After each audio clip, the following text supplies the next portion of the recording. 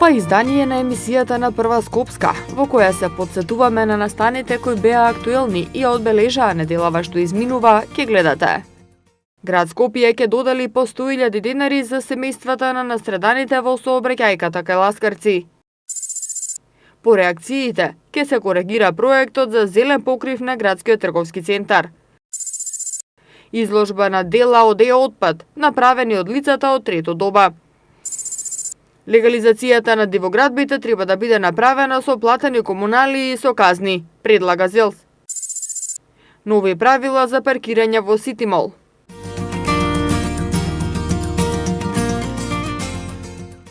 Советот на град Скопје на денешната седница одлучи, како израз на солидарност на семејствата на загинатите лица од сообраќајната несреќа што се случи на автопатот Скопје-Тетово кај селото Ласкарци, да им додели еднократна парична помош во износ од 100.000 денари. Со оваа одлука градот Скопје како израз на солидарност кон семејствата на загинатите и на повредените во сообраќајната несреќа на автопатот Скопје-Тетово на секое семејство кое загуби свој член, ќе додели парична помош од 100.000 денари во нето износ, а на повредените по 30.000 денари, соопштија од град Скопје.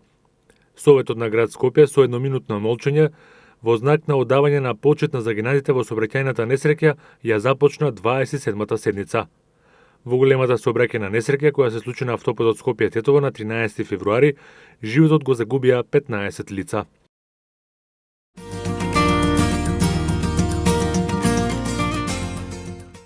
Зелениот покрив на градскиот трговски центар е исполнување на ветеното на Скопје и граѓаните, а со него се добива една нова урбана и зелена површина за граѓаните. Ова е дел од одговорот на градоначалникот Шелегов на советничкото прашање поставено на денешната седница, поврзано со реакциите околу идејниот проект за изведба на зелен покрив на дел од ГТЦ. Градот Скопје, заедно со UNDP, пред повеќе од 8 месеци потпиша меморандум за соработка од областа на спроведувањето на стратегијата за климатски промени. Отпорно Скопје, поврзана со мапирање на геотермални точки. Спроведените истражувања покажаат дека покривот на ГТЦ е за 10 степени потопол од преостанатиот простор околу плоштадот Македонија. И од тука произлезе идејата овој дел од покривот да биде зазеленет, рече Шелегов. Во однос на реакциите околу идејното решение и изгледот на зелениот покрив на ГТЦ, градоначалникот потенцираше дека истото е донација од АД Градски трговски центар, кој е посебен правен субјект во државна сопственост и со кој град Скопје нема допирна точка во структурите на управување на ова предпријатие. Идејниот проект за изгледот ни беше доставен од ГТЦ како трета страна во проектот. Град Скопје учествува со овој проект преку финансирање на истиот и обезбедување на средства, а UNDP ја спроведе постапката. Имајќи предвид дека имаше известни реакции во јавноста, веќе стапевме во контакт со архитектите и фелата и во рамките на законските можности и правилата определени од UNDP преку Скопје Урбан центар, каде што се членки Сдруженијето на архитекти и архитектонскиот факултет, ќе бидат извршени определени корекции на проектот, додаде Шелегов. Тој спомена дека целокупниот идеен изведбен проект за зелениот покрив на ГТЦ, согласно кој градот Скопје ќе инвестира во проектот, е донација од предпријатието.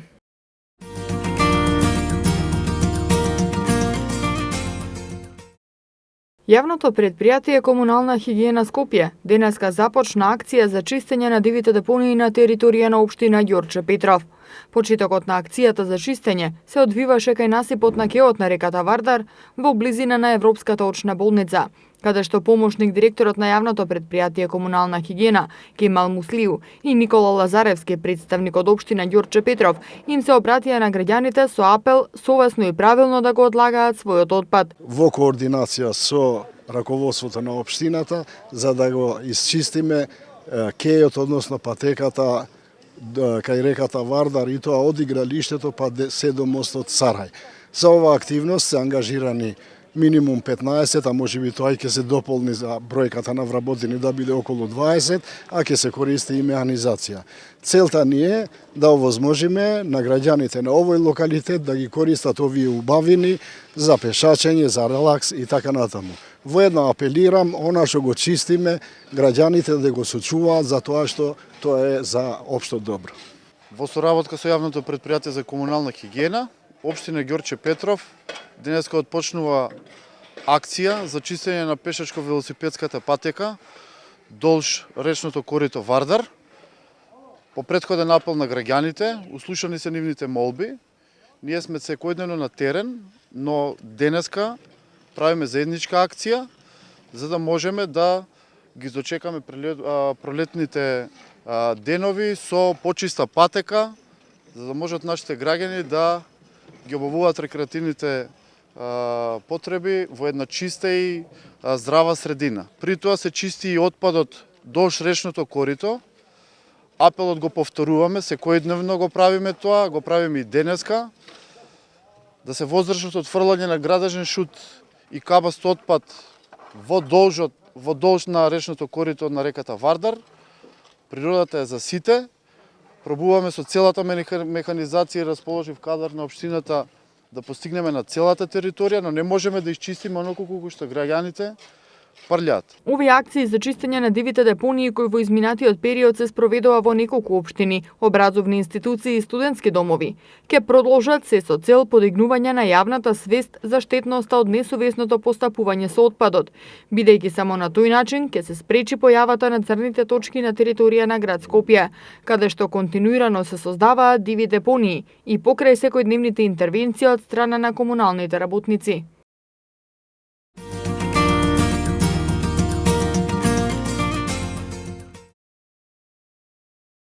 По повод 15 годишнината од трагичната смрт на председателот Борис Трајковски, 8 планинари на 22 овој месец тргнале од Струмица за потрадиционален 14-ти пат да му одадат почит на трагично загинатиот председател на Република Македонија Борис Трајковски, со положување цвеќе на неговото вечно почивалиште. Планинарите 5 дена патуваа до Скопје, каде минатата ноќ преноќиле во манастирскиот комплекс Ѓуриште, а денеска беа пречекани од градоначалникот на општина Петровец Борче Митевски, со топол чај и ручек за планинарите. А тие за возврат му дадоа благодарница за поддршката која им ја дава секоја година.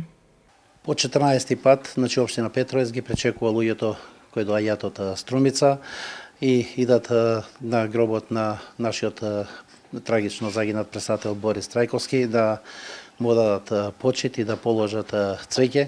Ние како општина, значи, дадоме едно ветување дека овие луѓе секогаш ќе бидат пречекани од наша страна, синојка ги сместиме во манастирскиот комплекс во Ѓуриште, каде што им обезбедиме вечера на луѓето и преноќување.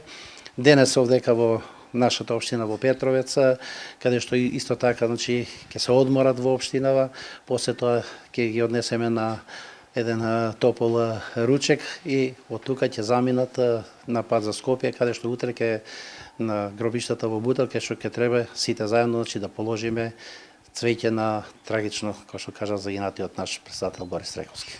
Планинарите вечерва по долгиот пат ќе одморат во домот Партенија Зогравски, а утре ќе положат цвеќе на гробот на Борис Трајковски на гробиштата во Бутел. Тие, независно од временските услови, неуморно пешачат околу 200 километри. Денеска пред целта беа свежи и неуморни, велејќи дека желбата да се отдаде почит на еден голем човек каков што беше Борис Трајковски им дава сила да ги издржат тешкотиите кои се појавуваат при патувањето. Ние решивме толку години, 14 години како го одиме тој пат од споменикот на Борис Трајковски во градскиот парк во општина Струмица до вечното почивалиште во Бутел.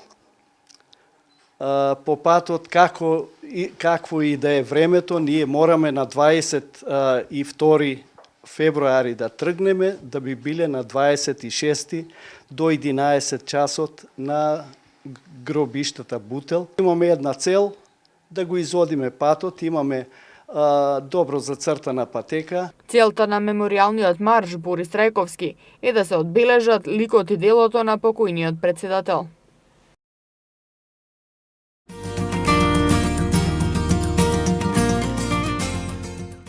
Трговскиот центар Скопје Сити Мол деновиве воведува нови правила за паркирање. Наместо досегашниот 1 час бесплатен паркинг, сега само првите 30 минути се бесплатни, а првите 4 часа ќе вечинат 40 денари. По истекување на првите 4 часа, потоа секој час се наплаќа по 40 денари.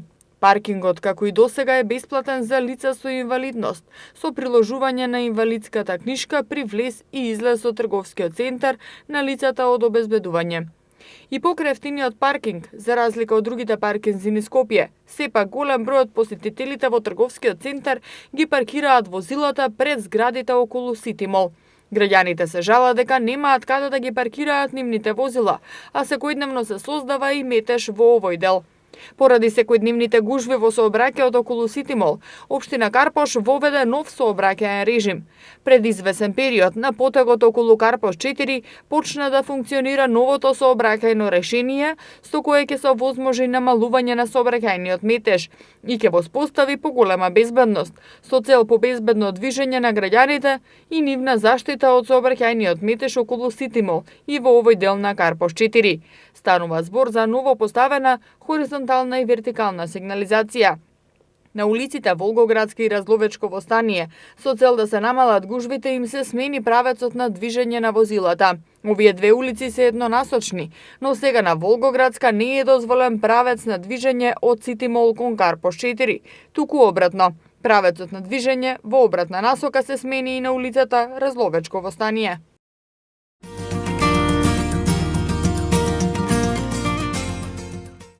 Десетото јубилејно издание на Вечерите на женски права ќе се одржи во знак на овогодинешната тема за обележување на Меѓународниот ден на жената 8 март.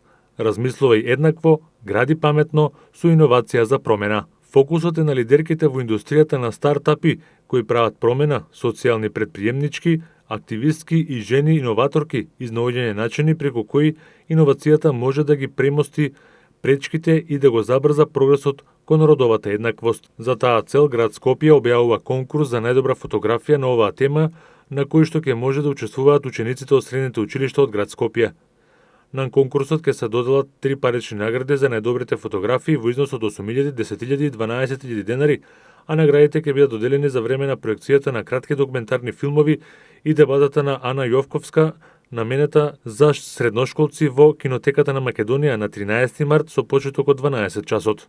Фотографиите треба да се испратат до 5 март на следната имейл адреса info@womenspringsnight.net.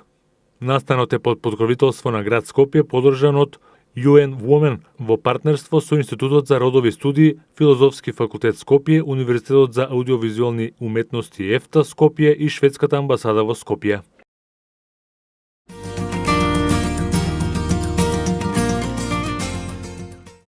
На седницата на Советот на град Скопје, на градоначалникот Петре Шелегов му беше поставено прашање во врска со превозот за учениците од приватните училишта, односно дали и кога може тие да очекуваат бесплатни автобуски билети. Градоначалникот изјави дека град Скопје секоја година обезбедува бесплатни билети за учениците од средните училишта под негова ингеренција, а дека основачите на приватните училишта треба да се погрежат за транспортот на нивните ученици. Град Скопје обезбедува превоз само за учениците од средните училишта што се под негова надлежност, потенцираше Шилегов. Сепак, град Скопје ќе разгледа можноста и учениците од средните приватни училишта во градот да добијат бесплатен превоз. Ова го најави градоначалникот Петре Шелегов, одговарајќи на прашање на советничката Светлана Колариќ, која побара овие ученици да не бидат дискриминирани во однос на оние од средните државни училишта.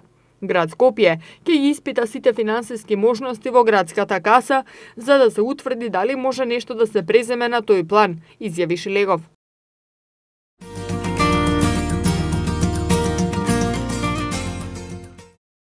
Во јавна соба денеска се изложени креативни дела од отпад, изработени од вештите раце на лицата од трето доба, кои се корисници на дневниот центар за лица од трето доба на Црвениот крст на град Скопје, како и од средношколци од гимназијата Раде Јовчевски Корчагин.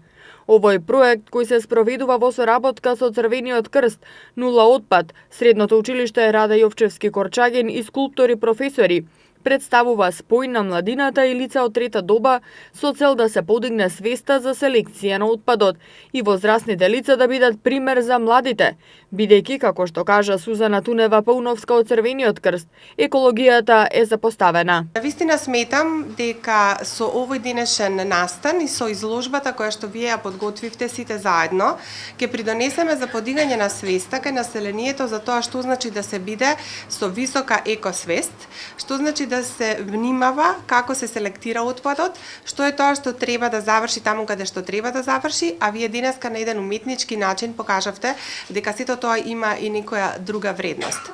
Навистина сметам дека во последните неколку години на територијата на нашиот главен град делот на екологијата ни е малку запоставен и лично се надевам дека со оваа изложба денес ќе придонесеме навистина сите оние кои што ќе ја посетат изложбата да размислуваат на еден поинаков начин како треба да се грижиме за средината во која живееме, меѓутоа истовремено и да промовираме вредности кај помладите луѓе за да можат едноставно да бидат социјално одговорни личности во општеството во кое што треба да творат, да живеат и да создаваат иднина. 75% од отпадот кој секојдневно го создаваме не се распаѓа и е потребно да се даде нов живот на оние предмети што, иако може да се искористат, луѓето ги фрлаат во ѓубре. Токму преку оваа изложба се покажува дека електронскиот и електричен отпад може да се реупотреби во уметнички цели. Благодарност до сите учесници во ова идеја на склоп на генерации и еден склоп на екологија и уметност.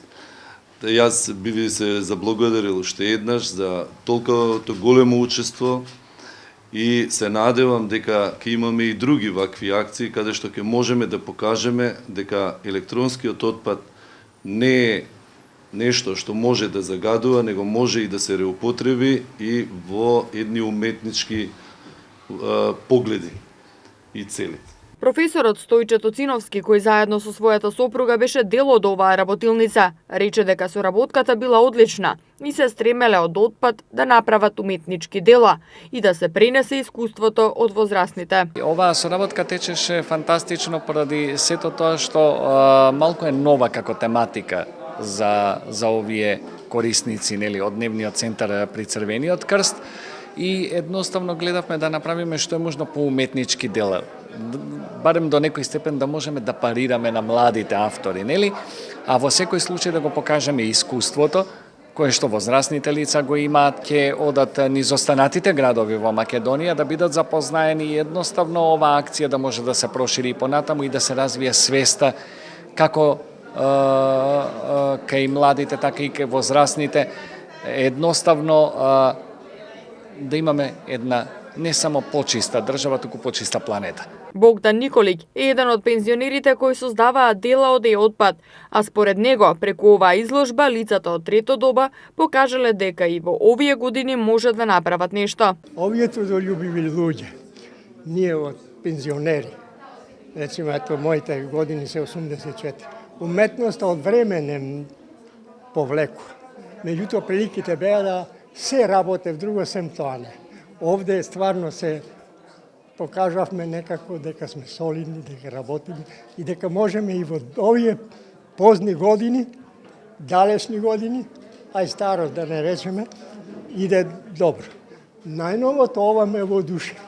Кога работевме на ова, мислевме дека е тоа, али сега кога гледам на изложба, како тоа фино изгледа, како тоа убаво изградено и направено, ме одушевува. Целта на оваа изложба која ќе патува низ Македонија е да се поттикне размислување за здрава животна средина, како и за реупотреба или рециклирање на отпадот.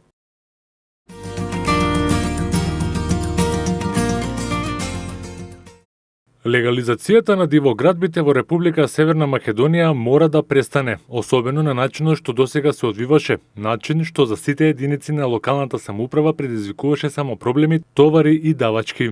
Управниот одбор на ЗЕЛС денеска донесе заклучок да формира посебна работна комисија која заедно со Министерството за транспорт и врски ќе работи на узнаоѓање законско решение по можност во сегашна законска регулатива за бесправно изградените објекти да бидат внесени во правниот систем на тој начин што покрај потребните комуналии што ги плаќа секој граѓанин или справен субјект да плати дополнителни пенали, односно казни.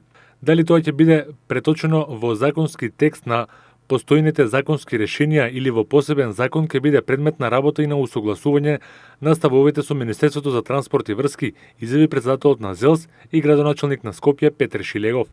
Одговарајќи на новинарско прашање, Шилегов рече дека интерес на општините е да престане легализацијата на дивоградбите што досега се одвиваше за 1 евро по метар квадратен, а оној кој има бесправно изграден објект мора да ги плати комуналиите како што ги плаќа секој граѓанин и да плати соодветни пенали и казна за сопствената бесправна изграденост. Тој додаде дека важно е да се изнеде решение кое нема да креира само обврски за општините, туку напротив, да им даде и определени права. Најави дека најбрзо што е можно ќе стапат во контакт со Министерството за транспорт и врски со цел да биде изнедено вакво решение.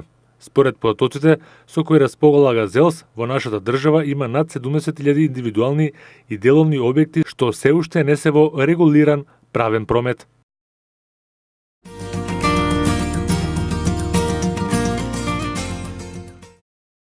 По 20 години мрак, улицата Алексо Демниевски, 27, доби улично осветлување. Општина Ѓорче Петров информира дека е пуштена во употреба новата линија на кракот 27 во должина од 120 метри. Поставени се 5 метални столба со улични светилки и конечно, жителите од оваа улица добија квалитетна услуга, безбеден пристап до своите домови и модерен систем на осветлување, информираат од општината. Општина Ѓорче Петров започна и постапка за модернизација на уличното осветлување, комплетна реконструкција и менување на постоечкиот систем за јавно осветлување. До крајот на годината преку јавно-приватно партнерство се очекува да се избере изведувач кој за 6 месеци ќе треба да го модернизира осветлувањето со LED светилки и најсовремена опрема, а со тоа граѓаните да добијат врвен квалитет во осветлувањето. Приватниот партнер ќе менаџира со осветлувањето во наредните 12 години.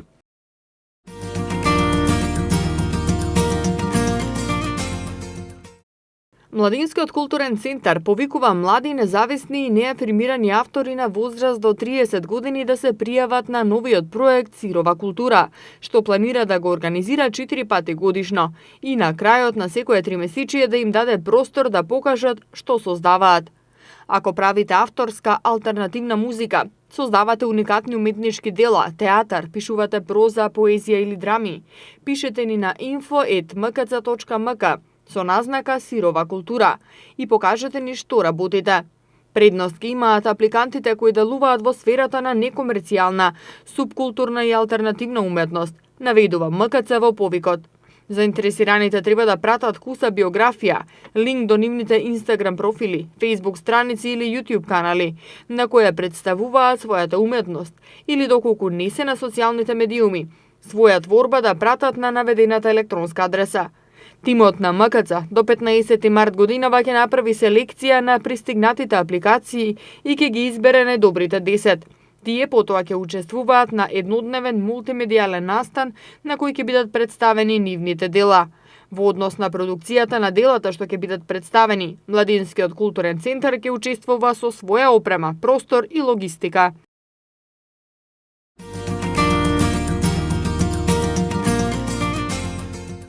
Образовно и научно-истражувачка установа Лондон Метрополитен Универзитет од Велика Британија во јуни годинава ќе ги почне уписите на овластената партнерска установа Скопје Метрополитен. Првата академска година почнува во септември, а студенти од нашата земја за прв пат ќе имаат можност да добијат диплома од една ваква образовна институција, посетувајќи настава во Скопје. Македонска делегација е во посета на Универзитетот во Лондон, во чии рамки беа дискутирани студиските програми за почнување со студиите на Лондон Мед во Скопје. Сите сме согласни дека покрај останатите од особена важност се студиите за информатички науки, ставајќи акцент на почнување на програмите за сајбер безбедност. Лондон Мед е признаен со своите програми и истражувачки центри од областа на сајбер безбедноста во светски рамки и ова представува многу важна новина за македонскиот образовен систем, истакна Ранко Цветковиќ, председател на бордот на директори на овој универзитет во Скопје. Покрај студиите за информатички науки, студентите ќе можат да посетуваат студии од областта на економските науки и финансии, менеджмент во туризмот и хотелиерство. Лондон Метрополитен е водички британски државен универзитет со повеќе од едновековна историја и традиција. Во моментов има околу 14.000 студенти кои студираат во 3 кампуси во Лондон и повеќе партнерски институции надвор од Англија. Познат е фактот дека 95% од дипломираните студенти во рок од 6 месеци наоѓаат работа или продолжуваат со студиите.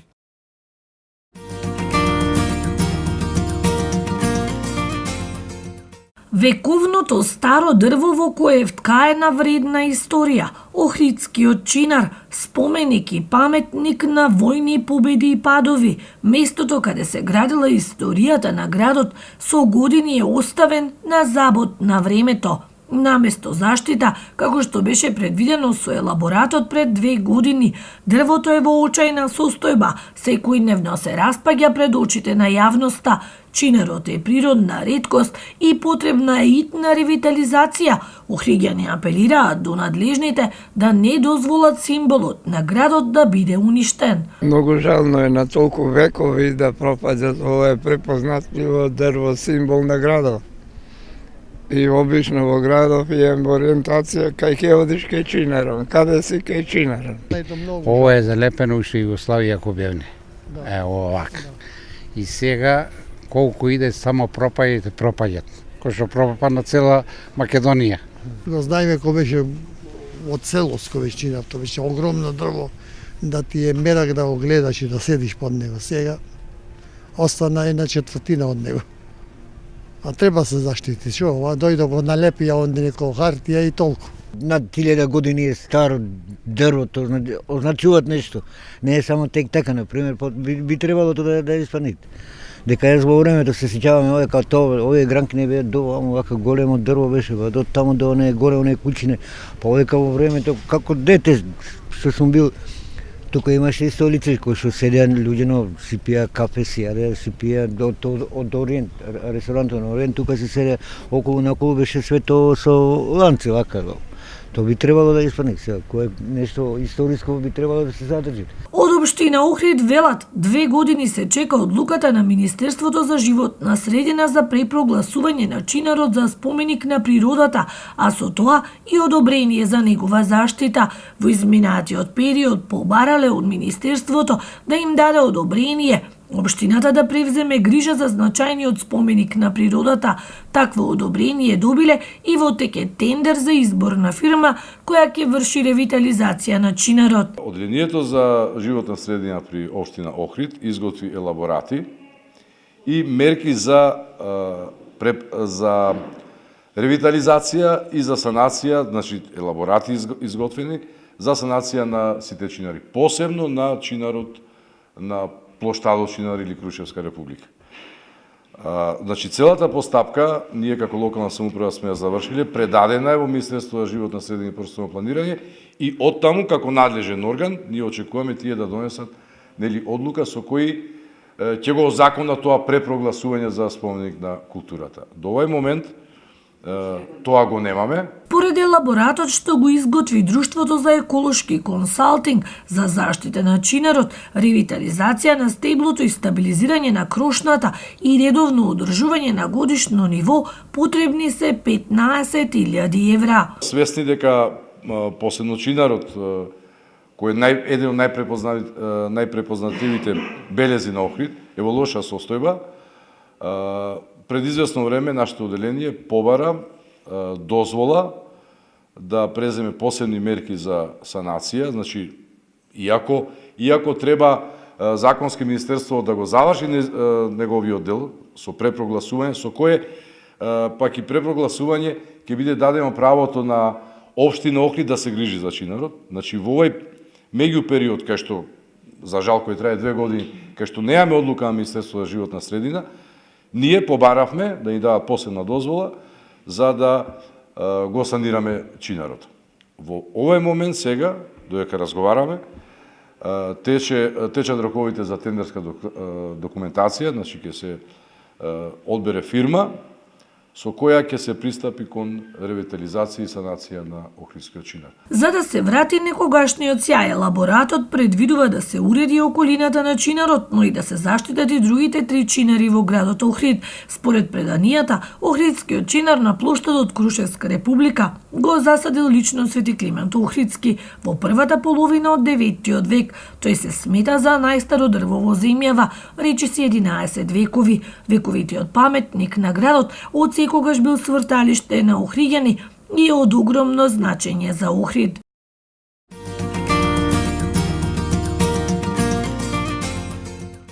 Советот на град Скопје на денешната седница одлучи, како израз на солидарност на семејствата на загинатите лица од сообраќајната несреќа што се случи на автопатот Скопје-Тетово кај селото Ласкарци, да им додели еднократна парична помош во износ од 100.000 денари. Со оваа одлука градот Скопје како израз на солидарност кон семејствата на загинатите и на повредените во сообраќајната несреќа на автопатот Скопје-Тетово на секое семејство кое загуби свој член ќе додели парична помош од 100.000 денари во нето износ, а на повредените по 30.000 денари, соопштија од град Скопје.